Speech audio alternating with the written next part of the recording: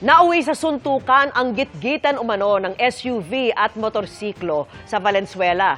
Ang mga sangkot, aminadong nakainom. Nakatutok si James Agustin. Nakuna ng isang motorista ang suntukan sa pagitan ng dalawang grupo ng mga lalaki sa MacArthur Highway sa Barangay Marolas, Valenzuela City. Pasado 6:00 ng umaga kahapon.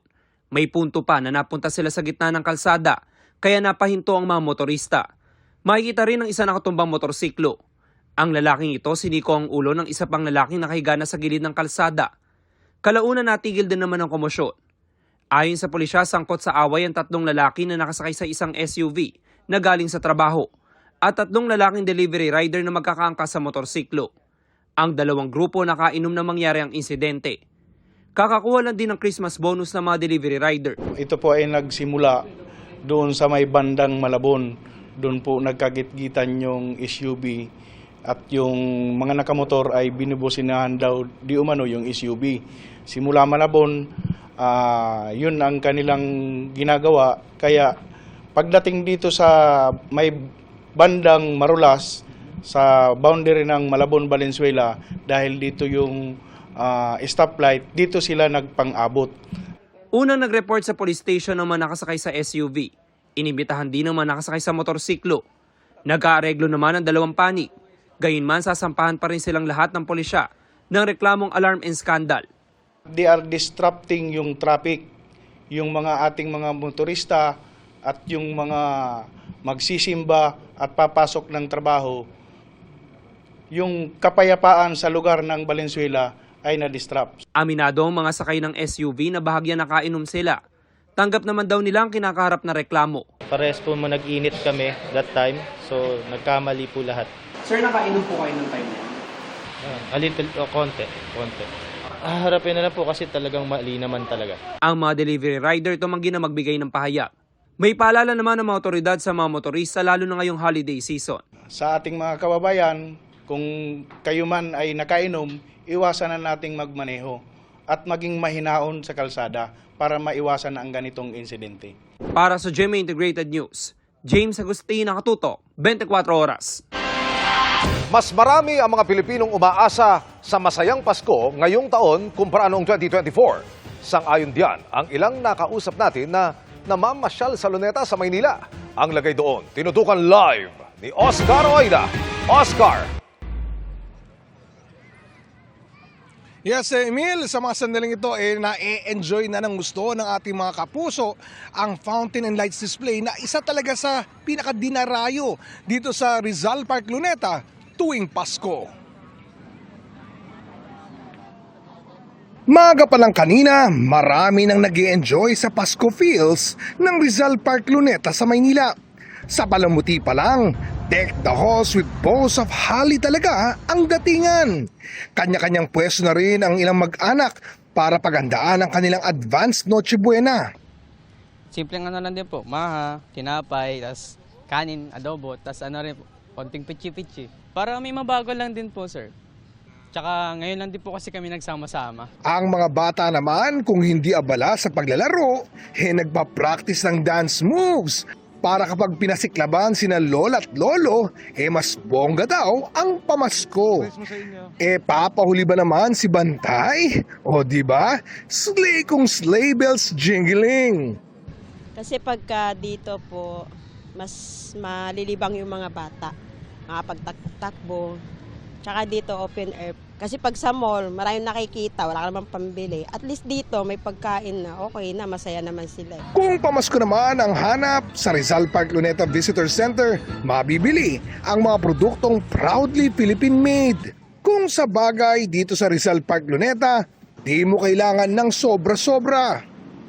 Kung walang baon, may mga affordable na pagkaing paninda at may simpleng laruan at makukulay na lobo na mabibili sa abot kayang halaga. Sa dami ng magagawa at mabibili, may paalala ang pamunuan ng parke. Wag po natin kakalimutan ang clean as you go. At kung maaari ay makapagdala sila ng reusable items para maiwasan po yung kalat. Isa pang paalala, hanggang 11:00 lang ng gabi ang parke ngayong araw at bukas. Kaya ang pamilya Bellones na dumayo pa mula Binangonan, plano sana dito. Tapos nag-hire kami ng simpleng hotel lang para mamaya, then mamayang gabi, banding ulit. Halos lahat ng nakita ko rito, all smiles pa rin ngayong Pasko. Kahit kaliwat kanan ang mga hamon sa bansa.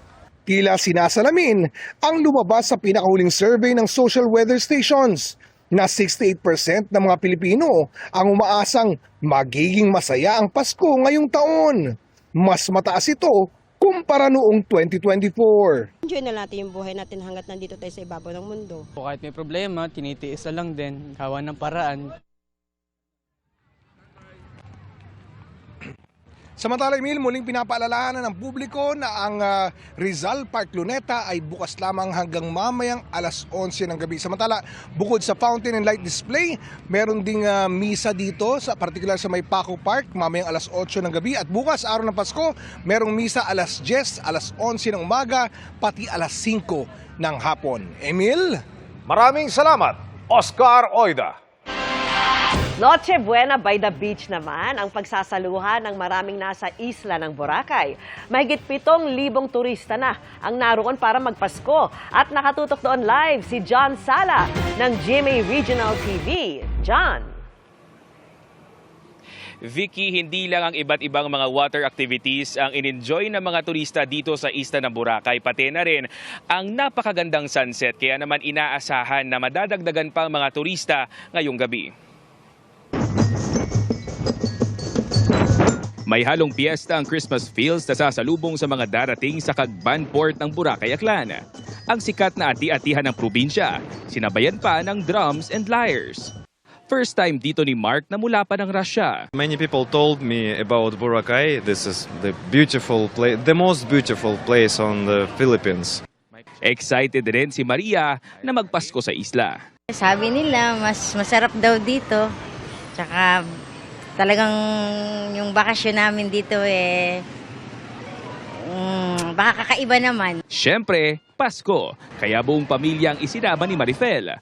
Unang araw pa lang, in-enjoy na nila ang malinis na tubig dagat at white sand beach. I came here with my family all the way from Beijing. Naisipan namin na pumunta dito because number one, mas affordable yung fare compared to other destinations in the Philippines. Ayun. Tapos, easy access din sa mga activities, especially for a family with kids. Ilan lang sa water activities na patok sa mga bisita ay ang paddleboarding, parasailing, paraw sailing, banana boat at iba pa.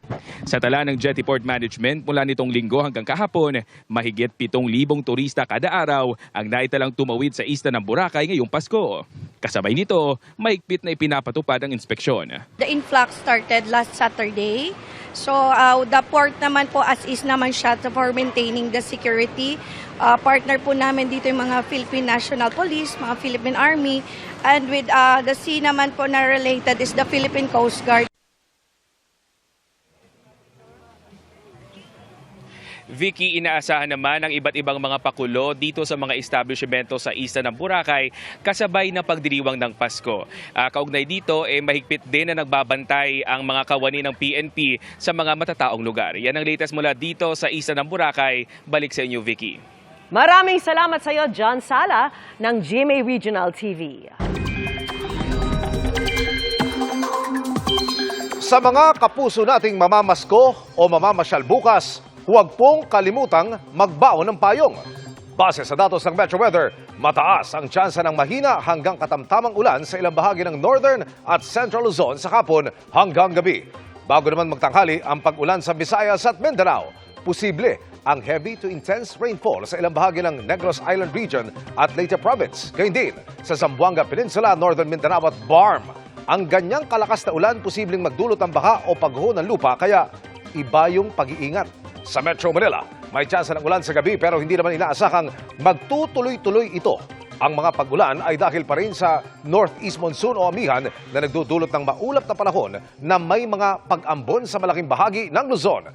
Nariyan din ang easterlies na pwede namang magdulot ng biglaang malalakas na buhos ng ulan sa hapon at gabi. Samantala, ayon sa Pag-asa, nananatiling mababa ang tsansa na magkaroon ng low pressure area o bagyo sa mga susunod na araw. Pero patuloy na umantabay sa updates. Chika Minute na po mga kapuso at ang maghahatid ng latest sa showbiz happenings walang iba kundi si Sangre Flamara ng Encantadia Chronicles Sangre, Faith Da Silva. Faith! Thank you, Miss Vicky. Good evening, mga kapuso! And happy midweek chikahan sa inyong lahat. Looking forward na sa masayang salo-salo sa Noche Buena mamaya ang ilang kapuso at Sparkle Stars. Ang kanilang Noche Buena cravings, ichichika yan ni Nelson Calas. Ilang oras na lang, Noche Buena na. Halos lahat ng mga Pinoy magsasalo-salo kasama ang kanilang mga pamilya. Nakaugalian natin na maghanda at ilabas ang family recipes for the whole fam to enjoy. Si Mami Grace ni Miguel Tan Felix, siguradong marami ang bandihado para magluto para sa buong pamilya. Pero si Miguel, isa lang daw ang nilook forward for dinner tonight. Leche flan. Ewan ko lang kung may leche flan ngayon. Tagal niya na rin hindi nagluto ng leche flan. Pinoy na Pinoy naman ang cravings ni Kailin Alcantara. Hindi magarbo pagdating sa ingredients, basta may ketchup ang adopted Pinoy dish na ito. Spaghetti. Spaghetti. Matamis na spaghetti. Oh, yeah. Yes. The Filipino style. Maraming cheese, hot dog. Kapag espesyal ang handaan, mawawala ba ang putaheng staple na sa tahanan ni na Barbie Fortesa? Lechon. Lechon. Yun, lechon kasi parehas na paborito ng mga magulang ko ang lechon. Si Voltes 5 Legacy star Rafael Landicho, isang pasta dish ang gusto for tonight. Siyempre po, carbonara. Favorite po. Bakit anong special sa carbonara? Talagang pag siya po nagluluto, kakaiba po talaga yung lasa. Para naman kay Raver Cruz, secondary na lang ang handa. Basta kapiling niya ang mga mahalagang tao sa buhay niya. Kung saan si Jules, doon ako. Usually doon ako nagno-Noche Buena kay La Rojun, tapos tatawid ako kay La Julie. Tawid-tawid lang kasi silang dalawa. Swerte ko nga magkapit bahay sila eh. Nelson Canlas updated sa Showbiz Happenings. Kritikal ang kondisyon ng isang senior citizen sa Muntinlupa matapos banggain ng isang motorsiklo. Ang nakadisgrasyang rider tumakas. Nahuli kamyan sa pagtutok ni Chino Gaston. Patawid na ng kalsada sa barangay Kupang ng Muntinlupa City ang 66 anyos na si Diosdado Castrillo maghahating gabi nitong December 21 nang bigla siyang mapahinto dahil sa paparating na pulang motorsiklo. Pero natumbok pa rin siya at natumba. Nabagok ang ulo ni Castrillo sa semento, tila nawala ng malay at hindi na gumagalaw. Ang rider naman sumadsad sa gilid ng pader. Nakabangon ang rider pero imbis na tulungan ng biktima, iniwan ito at humarurot palayo. Sinubukan siyang harangin ng ilang lalaki pero nakaiwas siya at nakatakas. Inabot ng ilang minuto bago maisakay si Castrillo sa isang kotseng nagdala sa kanya sa ospital kung saan nananatili itong kritikal ang kondisyon. Nabangga siya. Pero kung hindi siya umatras, hindi aabuti. Nung pagkabangga, may tatlo daw inaawat yung tao. Hindi nakalusot, tumakas.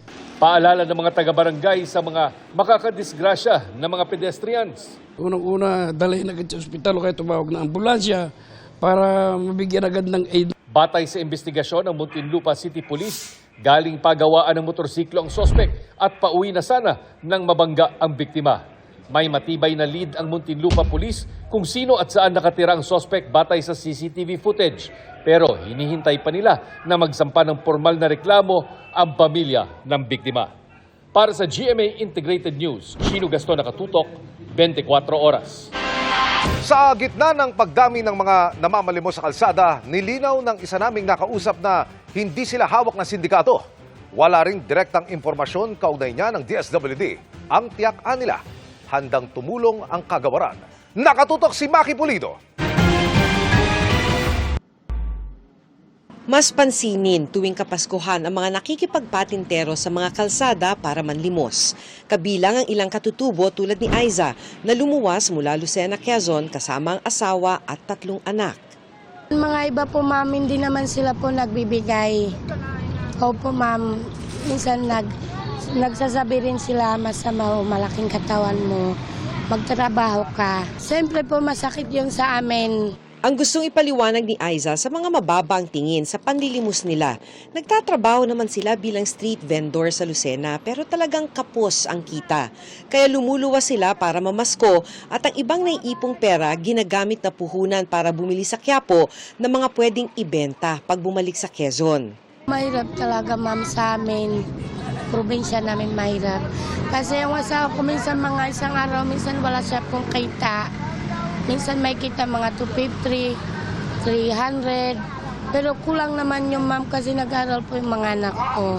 Pero hindi umano sila dinala rito ng mga sindikato. Paglilinaw ng DSWD, wala silang direktang impormasyon na may sindikato nga sa likod ng ganito. Pero nakikipag-ugnayan sa mga otoridad kung may ganitong mga sumbong. Walang personal knowledge ang DSWD that there are groups or individuals na nagdadala ng mga families. But if in case may malaman kami, we will immediately report this to the law enforcement agencies. Kasi ang focus ng DSWD is on social welfare. Sabi ni Aiza, nilalapitan sila minsan ng mga otoridad kaya napapatakbo sila. Pero sabi ng DSWD, wala silang dapat ikatakot dahil hindi sila pepwersahin ng mga social worker para sumama. Pag sumama sila, dadalhin namin sa processing center which is located in Pasay City. This is a former POGO hub na transform natin into a shelter. So meron sila doon matutulugan, makakainan. They could in fact stay there for quite some time. Sa DSWD Processing Center, aalamin ng mga social worker kung anong tulong ang ibibigay para hindi na sila bumalik sa lansangan. Kung maaari, sabi ng DSWD, sa Processing Center na rin ibigay ang tulong para sa mga nanlilimos para malayo sila sa kapahamakan sa kalsada. Help us reach out to them by informing us kung saan nyo sila nakita. We'll go to them, we'll reach out to them, and we'll bring them to the processing center. Umaasa rin naman si Aiza na maabutan ng tulong ng gobyerno dahil kaya lang naman sila nasa kalsada ay walang-wala na sila. Ang gusto namin, bigyan sila po kami ng pangkabuhayan. Pag gusto nila, wag kami nasa tabi-tabi. Para sa GMA Integrated News, Maki Pulido, nakatutok, 24 oras. Mga kapuso, magpapaskong may maayos na tirahan at matutulugan ang isang senior citizen na pinasaklolohan sa inyong Kapuso Action Man. 4 na taon nang nasa kalsada ang lola at sumisilong sa payong at trapal. Dito po siya natutulog. Ang bahagi ng eskinitang ito sa panulukan ng E. Rodriguez at Pacheco Street sa Tondo, Maynila na ang nagsilbing takanan ng 68 anyos na si Lola Remedios. Ito po yung pwesto ni nanay. Ang kanyang kama pinagpatong-patong lang na karton sa manipis na tabla, habang payong at trapal naman ang kanyang tanging panangga sa init at ulan. Kasi naitingnan niyo po, yung ano niyo, may kumbaga ito lang po talaga ang siwang niyo. Ayaw ganun, lagi magagawa. Ilang taon na umanong naninirahan dito ang senior citizen, ayon sa isang concerned citizen na dumulog sa inyong Kapuso Action Man. Kung sakali na may kakilala ako na nare-operan kayo ulit ng shelter na okay lang po ba sa inyo? Bakit naman hindi?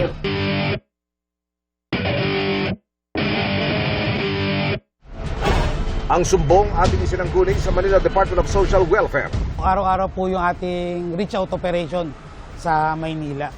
Yung mga tinatawag po ng mga concerned citizen, yung mga katulad nung nga po ni nanay, yung mga parang napabayaan sa kalsada, yun po kinukuha namin, tapos ina-assist po namin dito.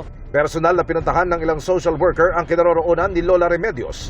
Sabi po ni nanay, 4 na taon na raw po siyang nag-i-stay doon. Ngayon po nakipag-coordinate naman din po kami sa barangay. Ang sabi sa barangay, wala na pong relative si nanay mula nung namatay po yung asawa niya po. Kusang sumama ang senior citizen na dinala muna sa Reception and Action Center bago i-turn over sa isa pang shelter. Aalagaan po sila doon. Marami po tayong caregiver na po pwede mag-alaga po kay nanay. Dito po, sisilungan, mapakainit po, medical kung meron pong sakit. Emosyonal na nagpasalamat si Lola Remedios sa naging pagtulong sa kanya. Dapat lang pasalamatan kayo dahil lang ako nakakita ng tulong sa akin. Hindi ko kayo makakalimutan sa tamo ng buhay ko. Mission accomplished tayo mga kapuso. Para po sa inyong mga sumbong, pwedeng mag-message sa Kapuso Action Man Facebook page o magtungo sa GMA Action Center sa GMA Network Drive, Corner Samar Avenue, Diliman, Quezon City. Dahil sa anumang reklamo, pang-aabuso o katiwalian, tiyak may katapat na aksyon sa inyong Kapuso Action Man. Pantapat sa literal na malamig na Pasko sa Baguio, ang init ng saya at pagmamahal ng pami-pamilyang umakyat doon. Nakatutok live si Sandy Salvacio ng GMA Regional TV. Sandy. Maginaw na gabi, Vicky. Umaabot na sa 15 hanggang 23 degrees Celsius. Ang temperatura ngayon dito sa Baguio City, swak dahil ipinagdiriwang ang diwa ng Pasko. Sa mga oras na ito ay patuloy pa rin ang pagdagsa ng mga bisita dito sa Burnham Park para dito na mismo salubungin ang Pasko. Binati ng tagos sa butong lamig ang mga umakyat sa Baguio kung saan na sila aabutan ng oras ng Noche Buena. Ang naitala kasing temperatura sa City of Pines ngayong araw, 15.6 degrees Celsius ayon sa Pag-asa. Alas 7 pa nga lang ng umaga, usad pagong na ang mga sasakyan sa inbound lane ng Kampuan Tuba Benguet. Nagkaroon din ng traffic congestion sa outbound lane ng Camp 7. Maghihintay na lang po, wala naman po kasi magagawa kung traffic po talaga eh. Sanay na po ba tayo sa traffic, sir? Apo. Nakakalat naman ang mga pulis at force multiplier sa Central Business District upang magmando sa sitwasyon ng trapiko. Bago pa nga marating ang Baguio, ay marami nang nagfo-photo op sa Lions Head sa Quezon Road. Gaya ni na Aldri na bumiyahe pa mula Binangonan, Rizal. Para makapasyal ng buong pamilya dahil first time po nilang bumisita rito sa Baguio. Dahil gusto po nilang makita kung dito po maisipan nilang magpasko. Sa mismong City of Pines naman, dinaragsa ang Burnham Park. Maliban sa picnic, biking peg naman ang peg ng iba. Gusto namin experience yung Baguio kasi actually galing Guimaras tong mga anak ko. So first, gusto nilang gumala dito sa Baguio. Ito yung first trip namin. Kasalukuyang nakasara ang Burnham Lake na bahagi ng Burnham Park dahil sa ongoing na renovation project ng City LGU. Sa bahaging ito, pansamantala munang itinabi ang mga swan boat habang ongoing pa ang renovation project. Pansamantala ring isinara ang Sunshine Park, Igorot Park at Ibaloy Park. Panawagan ng lokal na pamahalaan sa mga turista maging responsable sa kanilang pagbisita. Dapat matuto na yung ating mga bisita. Yung mga residente natin na kumbaga natuto na na maging disiplinado pagdating sa pag-dispose ng trash. Mahigpit ding ipinatutupad ng BCPO ang Oplan Bantay Trapiko ngayong Pasko. Pangunahing mga simbahan sa mga tourist spots, sa mga terminals at mga ibang mga major intersections at sa mga matataong lugar. Of course, para masiguro ang seguridad at kaligtasan ng mga turista.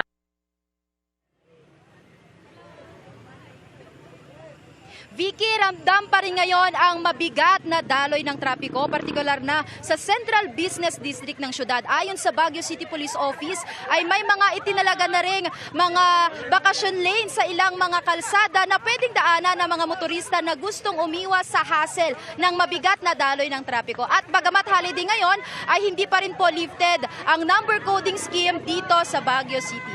Yan muna ang mga latest mula rito. Happy holiday sa inyo dyan, Vicky, at sa ating mga kapuso. Merry Christmas sa inyo dyan sa Baguio City at maraming salamat sa iyo, Sandy Salvacio ng GMA Regional TV.